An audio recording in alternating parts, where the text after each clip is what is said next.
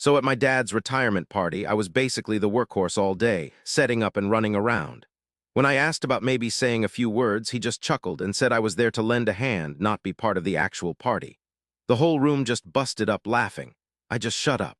What I did next completely changed the game. Now he's blowing up my phone, practically begging me to fix everything. Hey Reddit, I'm Marin34F, and for pretty much my whole life, I've been the one who tries to keep the peace in my family. You know, the helper, the chill one, the person who always shows up early, leaves late, and never asks for anything. And maybe, just maybe, that worked for a while. Maybe it even made me feel like I actually belonged, even if I wasn't the star of the show. But something just flipped recently, and now I'm staring at these texts from my dad that I never thought I'd see. Not after what he said, not after what I did. But I'm getting ahead of myself. Let me rewind a few months to when this all started. My dad, Colin, was getting ready to retire from his job as a civil engineer. He'd spent 40 years with the same company, a whole bunch of city infrastructure projects under his belt, and if you ask him, a reputation that speaks for itself. He was planning his exit like it was some kind of royal event. My mom, Helen, was totally giddy. She kept saying how great it would be to finally have him home, though I don't think she fully realized what that would mean. My parents are the kind of couple who have just slipped into their roles like old, comfy shoes. Dad's the leader, Mom follows along. She's beautiful, yeah, but she's always been way more into how things look than how people feel. My brothers and sister, Theo, he's 31, and Isla, they're just like her, all about the surface stuff. Theo's the golden boy, though we definitely don't say that around Dad. He totally followed in Dad's footsteps, same college, same job, even worked at the same place Dad did. My dad practically beams whenever Theo opens his mouth. He laughs like it's the funniest thing he's ever heard. Isla's the baby, and she acts like it. She's creative and always doing something wild and fun. She just floats through life, and everyone loves her. She's the family sunshine. If she forgets something, it's charming. If I forget something, it's a total disaster. And then there's me, the oldest. I'm a freelance event planner, a real job, believe it or not. You wouldn't know it from the way Dad talks about it, though.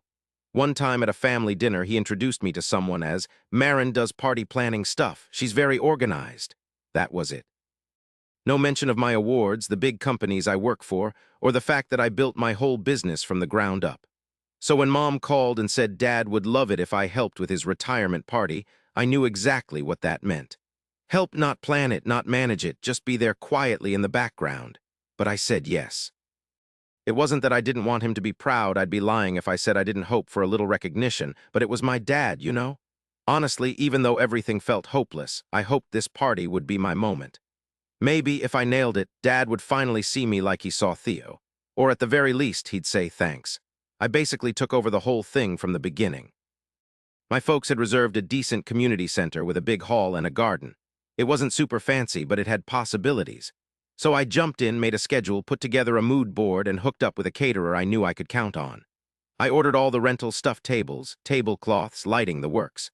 I sorted out parking with the place, made customized signs, and set up a slideshow with all Dad's career accomplishments. I even talked a photographer friend into being there as a favor. The guest list was huge. Over 120 people, including old work buddies, family friends, and a few of Dad's college buddies. I spent weeks emailing people, chasing down RSVPs, handling plus ones, and handling all the last-minute changes that Mom kept insisting were small, but actually wrecked the seating chart every time Theo and Isla showed up. Sometimes Theo helped make a playlist, mostly old rock classics, and some jazz stuff. Isla said she'd do centerpieces and then forgot until the day before. I ended up putting them together myself after midnight, with my laptop playing those ocean sounds just to try to keep myself from losing it. I probably got about 3 hours of sleep the night before the party. I woke up before dawn, crammed everything I needed into my car, and got to the place where the party was by 7:30 in the morning. Even though the event wasn't supposed to kick off until 5:00 p.m., there was a mountain of stuff to do. I had to haul boxes in, deal with the vendors, arrange all the chairs and decorations, and race to a store nearby to grab last-minute things my mom forgot to tell me about. I'd barely even sat down when my dad strolled in around 4:30, freshly groomed and wearing a blazer that still had the price tag on it. I kind of hoped maybe he would stop and say something like, "Marin, this is amazing." But no, he gave me a quick nod, looked around, and just said, "Looks like it's all coming together." Then he wandered off to chat with his old boss, leaving me holding a box of name tags that I hadn't even used yet. Whatever, I told myself, it didn't matter. I wasn't doing this so he'd notice me, you know? I was doing it because I actually cared. Yeah, right, people started showing up then. The hall filled up with the sound of laughter. The tables were all lit up under these warm, amber lights. Everyone greeted my dad like he was some big shot, which I guess he was, at least to them.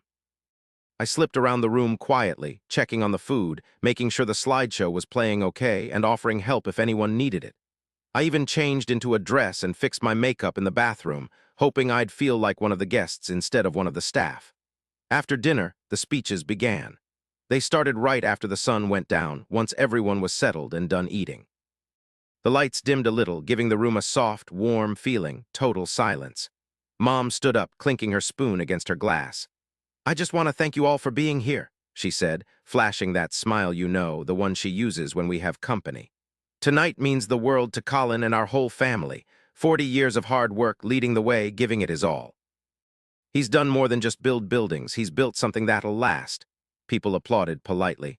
I hung back by the desserts, arms crossed, feet killing me. I didn't move. She handed the mic to Theo. He strolled up, all smooth and confident, like the whole party was planned just for him, which, let's be honest, it kind of was. He thanked Dad for being his hero, his mentor, the guy who inspired him to aim high. He launched into this long story about building a treehouse when he was 8, somehow twisting it into a whole thing about architecture and family. It was slick, practiced, the whole 9 yards. He even got some laughs. But every word, it was like holding a mirror up to Dad, showing him the son he always dreamed of having. When Theo finished, Dad gave him a big clap and a hug. Then came Isla. Sweet, impulsive Isla. She walked up barefoot, said her heels were killing her, and just blurted out, "I didn't write anything down," before rambling on for 10 minutes about family vacations, inside jokes, how Dad was always the steady hand in the middle of all our crazy. She cried, towards the end anyway. Dad used a napkin to dry my tears, then kissed the top of my head. More clapping. A couple of people even wiped their eyes. I waited a sec, then went over to him. I didn't need a big speech, just a little something, you know, to say thanks, to mark the night, to be part of it all. He was near the main table, still grinning after Isla's speech. "Hey," I said quietly, trying to keep my voice down. "Think I could say a few words?" He looked at me, blinked.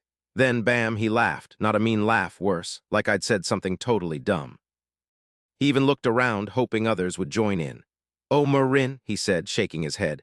"You've done plenty already, you're just here to help, remember?" A few people nearby snickered, enough to make my gut clench. I heard someone whisper, "She's always so serious." And another piped up, "She just wants it to be all about her." My smile just died, my eyes burned, but I wouldn't let myself cry, I just nodded. "Sure," I mumbled. "Whatever you think." And I walked off, back to the desserts, back to the shadows. I kept quiet for the rest of the speeches. I watched him take pictures with Theo and Isla, raising his glass for every shot, arms around them. They didn't ask me for a single picture. Nobody said thanks. Nobody even noticed I'd gone quiet. The rest of the night was a total blur, music, laughter, a whirlwind. I cleaned up all the dirty plates, straightened things up, and made sure everyone was getting their stuff together and heading out. Isla's feet were killing her, so I even drove her home. She conked out in the passenger seat. I finally got back to my place a little after midnight. My phone dinged a text from Dad. "Thanks again for helping today. Party went well." That's it. No big deal made about all the work I put in. No thanks for going the extra mile, just a quick thanks, like I'd moved a few chairs for a school event. I stared at that text for ages, then I fired up my laptop. I didn't want revenge, not right away. I just needed to get it all down, the receipts, the schedule, all the emails. I needed proof I wasn't losing my mind, that I wasn't imagining feeling completely ignored. But then going through party pics, it hit me. Bam. They just didn't see me, not once. And I wasn't about to grovel for a place at a table I'd practically built myself. I didn't even bother answering Dad's text after that. I needed some space to process everything. It wasn't pure anger, not at first anyway, but something way deeper. It felt like a deep sadness, you know? Like grieving the part of me that kept showing up, kept hoping things would be different. The next day, I did absolutely nothing. Laptop stayed shut, phone silenced. I just sat with it all, let the quiet sink in. The party was over, and so was something else. Everyone else was gone, the photos were uploaded, and the farewells were done. My folks probably went to sleep, thinking everything was perfect, and honestly, from what everyone else saw, it was. But beneath all the decorations, speeches, and fake smiles, something had changed quietly, not for them, but for me. And I knew exactly what I was going to do. First, I made a small move. I went into the shared folder I'd set up for the whole thing, the one where I had all the plans, bills, and pictures, and I took away their access. It wasn't to be mean. It was because I owned the account. I was the one who paid for the extra storage. I created every single file. They didn't do a thing. Then I sat down and carefully wrote a letter. Not an email, a real letter, printed on nice ivory stationery that I'd been saving for thank you notes to clients. I wrote it to Colin and Helen, my parents, and signed it with my full name at the bottom. Not your daughter, not Marin, just Marin E. Winslow, event director. Inside, I included a detailed invoice. It wasn't made up, it was real. It listed every hour I worked, every expense I covered myself, and every single vendor I coordinated right down to the florist. Isla forgot to call. I even put in the gas money for driving all over town because Mom wouldn't let anything be delivered. It added up to a little over $4,200, but it wasn't about the money. It was about being valued. On the envelope in neat, even handwriting, I wrote, "Professional invoice services rendered," so I sent it. No heads up, no text, no call. I just let the package show up. 3 days later, my phone blew up. First, a missed call from Mom. Then a text from Dad, "What's this about? This has to be a mistake." I ignored it. Later that night, another text. "You're being unreasonable. We're family. Family helps each other." Nope, didn't answer that one either. The next morning, an email landed in my inbox, long, rambling, and totally Mom's typing style. It was all about how the party was this huge gift honoring Dad and how they never thought I'd treat them like, paying clients. She said I was ruining a happy celebration. I read it twice, then filed it away. But I didn't stop there. A week later, I posted something on my professional website, a blog post. I kept it anonymous, just initials and hints. The title was simple: "The Invisible Planner, When Family Expects Free Labor."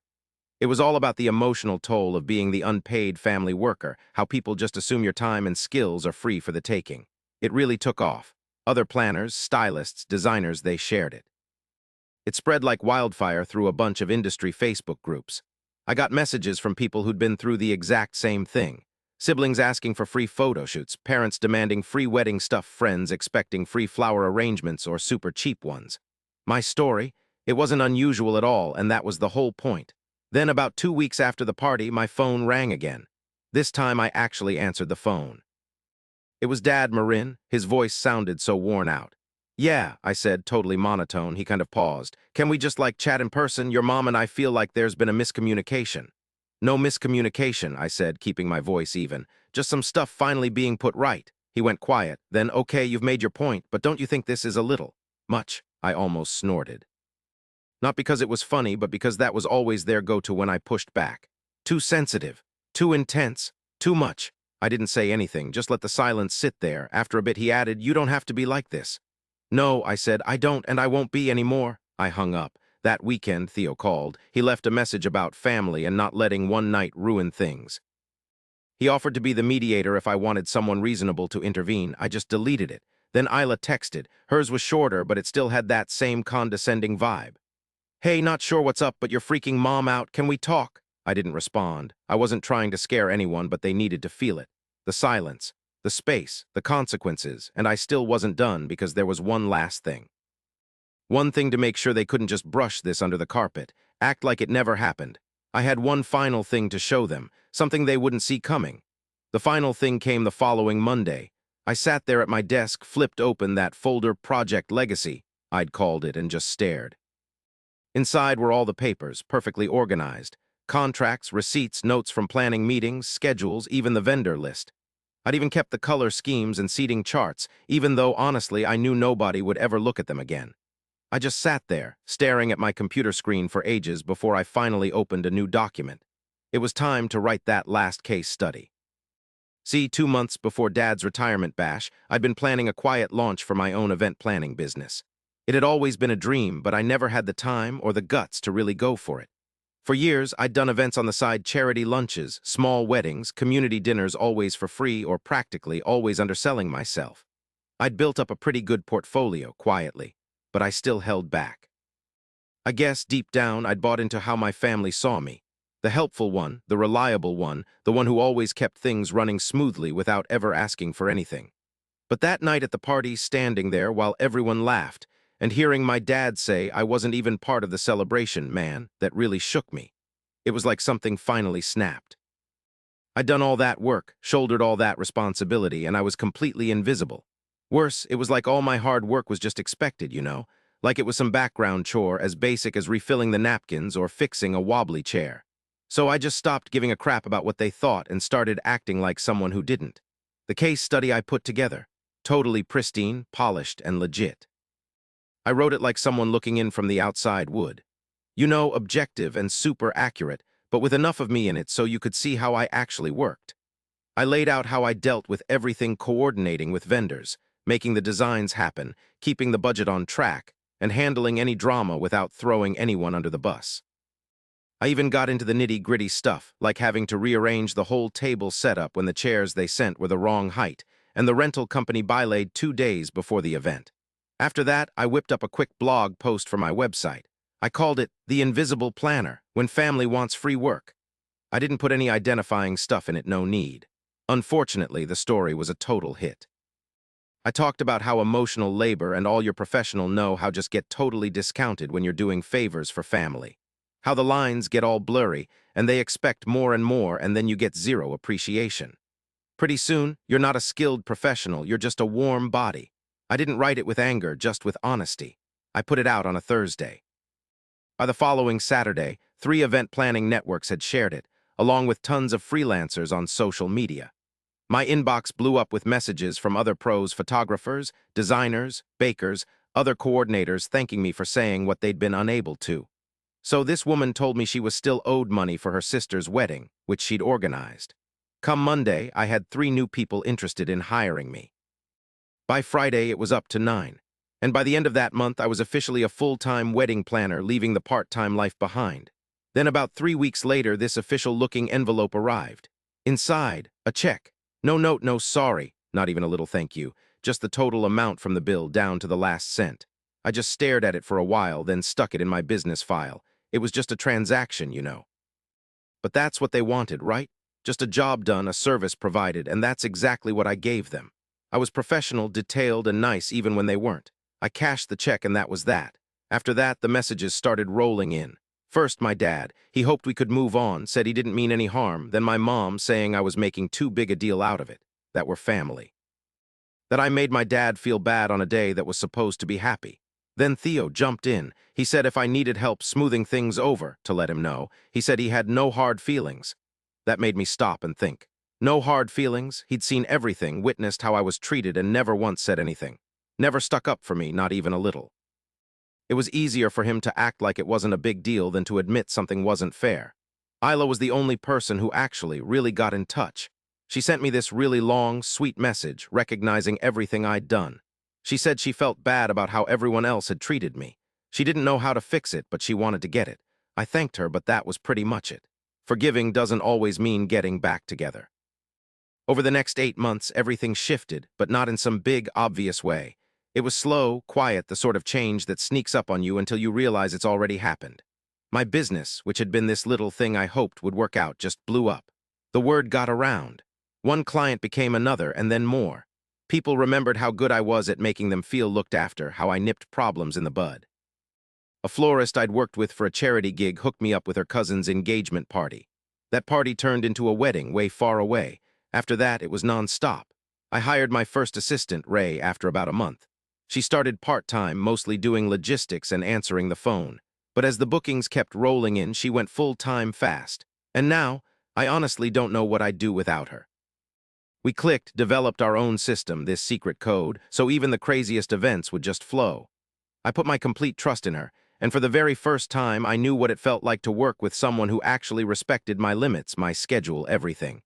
I gave my website a much-needed makeover. I hiked up my prices. I just stopped explaining or defending my rates. When someone tried to haggle or offer exposure, instead of money, I said no, politely but firmly.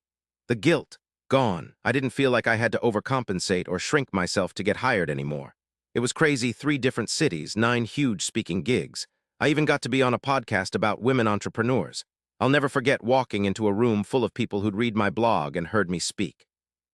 They didn't care about my family name or my past jobs. All they wanted to know was how I built my own thing from scratch, after being ignored for so long. And somehow, in the middle of all that, I realized I'd stopped worrying about what my family would think. Their opinions didn't define my success anymore. That pressure, that years-long weight of needing to be helpful, to be useful, to never cause trouble, it just vanished. I started breathing easier, standing taller. Meanwhile, my family and I drifted apart. No huge fight, no official split, just silence. I didn't go back to their house. No one called. I saw pictures online, Dad beaming at some backyard barbecue, Mom fussing over plates on a folding table. There was Theo, all smiles and the same old poses, same routine. But this time, I wasn't the one lurking in the background, holding things together. Weirdly, though, I didn't feel a thing, no hurt, no rejection, just calm. I guess they figured I'd crumble eventually. After a couple weeks of radio silence, they probably pictured me turning up at the next family get-together, schmoozing with appetizers and setting the table, answering a bunch of questions they wouldn't even listen to anyway. You know, sliding right back into my old role, the helper, the assistant, the one who's always there, never asking for anything. But I didn't, and they were totally thrown. Because for the first time, I'd taken all that energy I used to spend trying to win their approval, and I poured it into myself. That's when it hit me, something I'd been trying to figure out for 37 years. If you let people define you only by what you do for them, they'll never see the real you. They won't see your dreams, your drive, the guts behind all that helping. They'll just expect it. And the second you stop handing it out so freely, they'll claim you've changed. But really, you've just started protecting yourself, that's all. I wasn't just there to be their sidekick. I wasn't a prop in someone else's story. I had my own story, and finally I was living it. And I wouldn't trade it for anything. That's where I'm at now. My business is booming, my days are packed with exciting stuff, I'm totally in charge of my own life, and everyone I work with respects me. I'm lucky because the people I work with see me, the real me, not just what I can do. It's awesome, honestly. I jump out of bed pumped up. I get to strategize, dream up designs, and actually construct things that make a difference. When I crawl into bed at night, I know I've made something that's completely mine. No more tiptoeing around. I don't have to wait for a pat on the back anymore. I'm not shrinking myself so others feel okay. My family still doesn't totally get the shift, but I do, and that's all that counts.